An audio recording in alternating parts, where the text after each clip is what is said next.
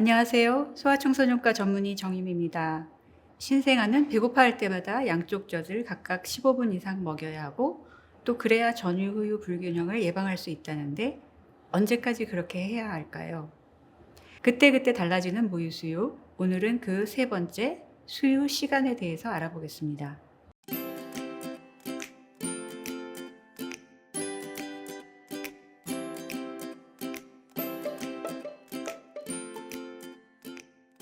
신생아와 엄마는 모유 수유에 아직 익숙하지 않기 때문에 24시간 붙어 지내면서 깰 때마다 수유를 해야 합니다.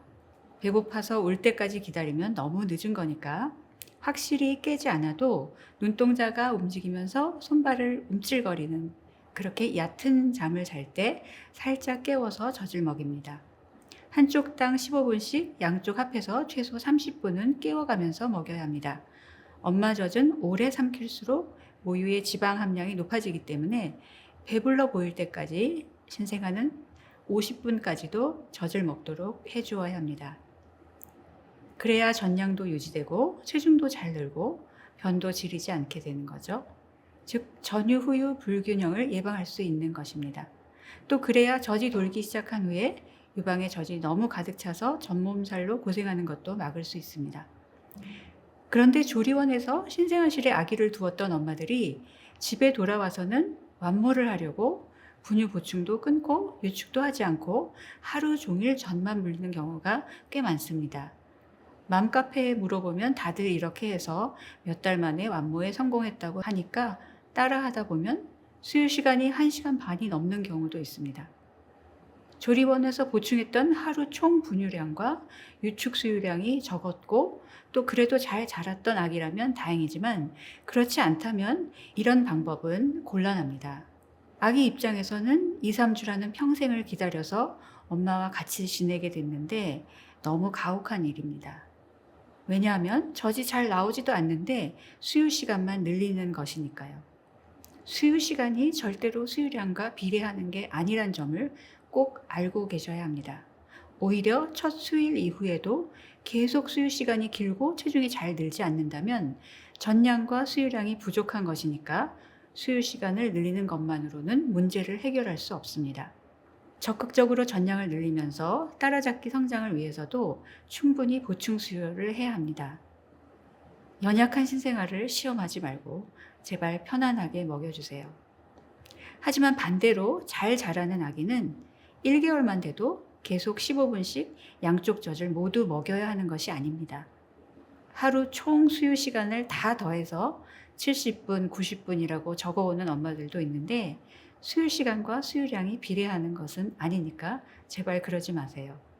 아기도 엄마도 요령이 생기면 커갈수록 짧은 시간에도 충분히 젖을 먹을 수 있습니다. 15분 이상 먹여야 후유가 나온다고 5분 먹다 몸을 비틀면서 힘들어하는 아기를 막 중간에 몇 번씩 세워서 안아주고 트림시켜가면서 굳이 억지로 15분을 채우고 또 반대쪽까지 먹일 필요가 절대로 없습니다. 잘 자라면 전유 후유 불균형 걱정하지 마세요. 짧게라도 잘 먹고 있는 걸 유방을 거부한다고 지레 걱정을 해서 또 힘들게 유축을 해서 눈으로 수유량을 보아야만 안심을 하는 엄마들도 있습니다. 제발 그러지 마세요. 편하려고 젖을 먹이는데 왜 짜서 먹이나요? 아기가 잘 자라면 수유 시간 걱정하지 마세요. 혹은 짧게 먹으면 전량이 줄까봐 3, 4개월부터 젖을 짜서 먹이기 시작하는 경우도 있습니다. 제발 그러지 마세요. 그 시간에 편하게 아기랑 놀아주세요. 특히 100일경까지 체중 증가가 너무 빨랐다가 아기 스스로 수유량을 조절하기 시작하면서 수유 시간이 짧아지고 또 체중도 잘 안 늘면 거의 모든 엄마들이 안절부절 걱정을 하게 됩니다. 하지만 이런 경우는 아기가 알아서 필요한 양만 먹으니까 오히려 과체중이 예방되는 것입니다. 어찌 보면 엄마보다 현명한 아기입니다. 아기를 믿으세요.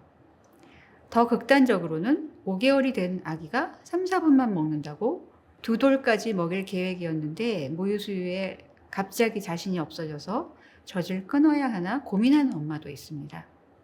아기가 잘 자라면 수유 시간 짧아졌다고 걱정하지 마세요. 그런데 그러다가 6개월이 되어서 이유식을 시작하면 엄마 머릿속이 더 복잡해집니다. 직접 수유를 하니 수유량은 모르겠고 이유식이 한 끼 식사량이 될 때까지는 부쳐 먹이다가 그 후에 분리 수유를 하라는데 한 끼 식사량이 어느 정도인지도 모르겠다는 말이죠. 거기다 수유 시간 15분까지 챙기려면 더 어려워집니다. 그래서 이유식 시작 전까지 아기가 배고플 때 먹고 배부르면 그만 먹는 습관을 들여야 합니다. 이유식은 거기에 조금만 변화를 주면 되니까요.